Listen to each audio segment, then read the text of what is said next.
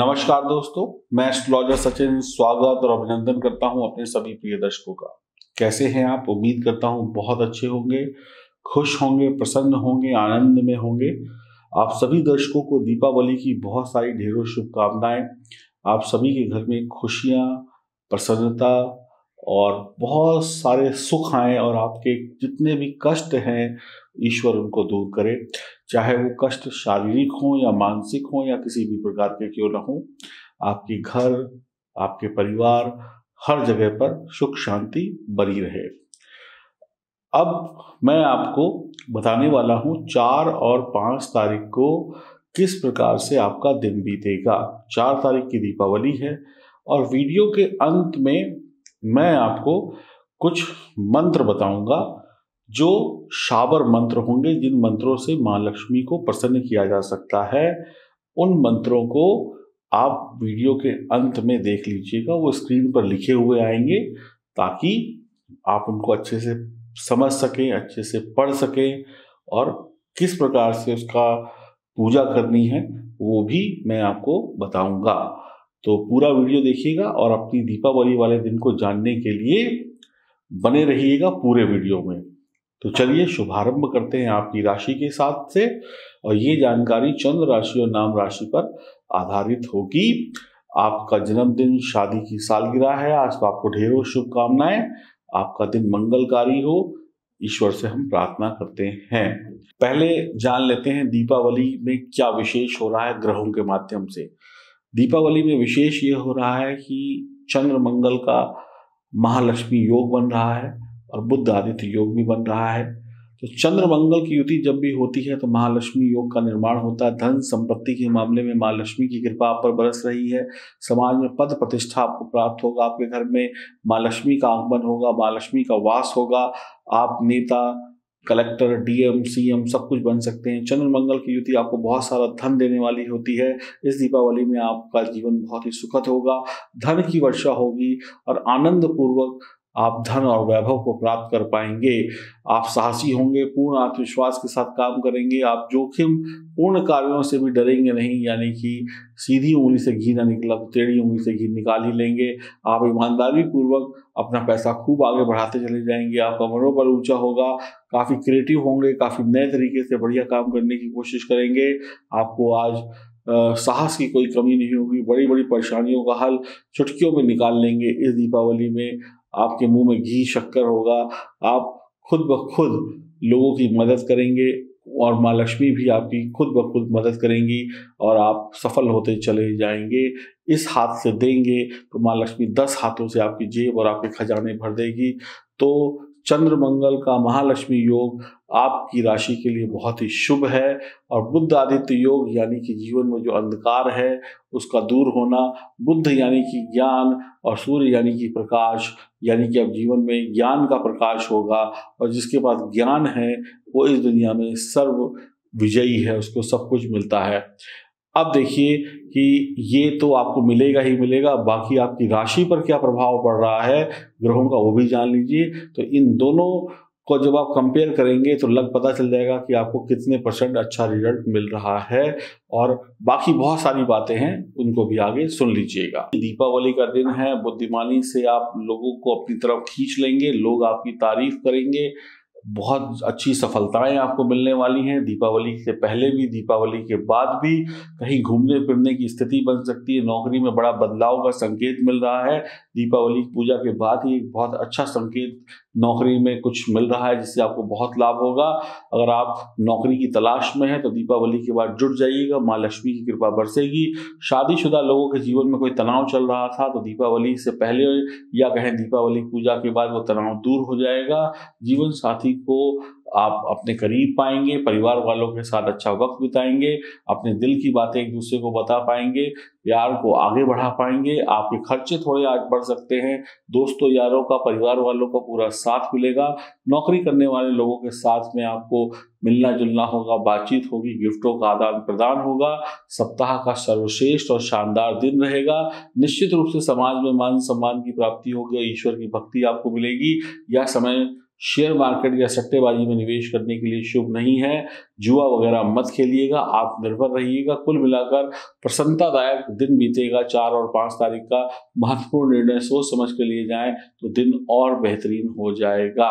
आपके परिवार में उत्सव जैसा माहौल होगा, खुशियां आपके घर आंगन में होगी, सामाजिक गतिविधि में शामिल होंगे, आर्थिक दृष्टिकोण से खुश होंगे, अपनी वाणी से सभी का दिल जीत लेंगे, घर पर बैठकर एंजॉय करेंगे। आपकी आंख में कोई चीज लग सकती है, इसका ध्यान रखिएगा। आपकी आमदनी इस दीपावली में बढ़ने वाली है। परिवार के साथ बढ़िया वक्त बिताएंगे। जोश और हिम्मत से जिस भी काम में हाथ डालेंगे दीपावली से पहले और दीपावली के बाद वो काम बनते चले जाएंगे। आर्थिक स्थिति बहुत बढ़िया रहेगी। आप एक वाहन खरीदने की योजना बना रहे हैं तो दीपावली के बाद आपके दरवाजे पर वाहन खड़ा होगा। वाद विवाद से दूर रहिएगा।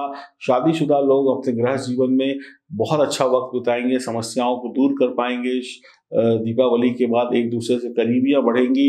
दिल की बात एक दूसरे को बताकर बहुत अच्छा वक्त आप लोग बिताने वाले हैं। तो आपकी राशि के लिए भी ये दीपावली बहुत ही शानदार है, क्योंकि 4 और 5 तारीख को दमदार योग बन रहा है चंद्र और मंगल का। तो कृपा तो बरसनी तय है।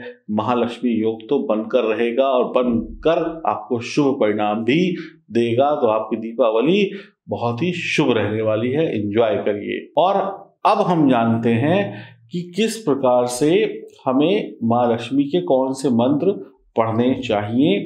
अब ये देखिए आपके सामने स्क्रीन पर एक मंत्र आ गया। इस मंत्र को आप पढ़िएगा। अब मैं बताता हूं कि इसको कितनी बार पढ़ना है, कैसे पढ़ना है।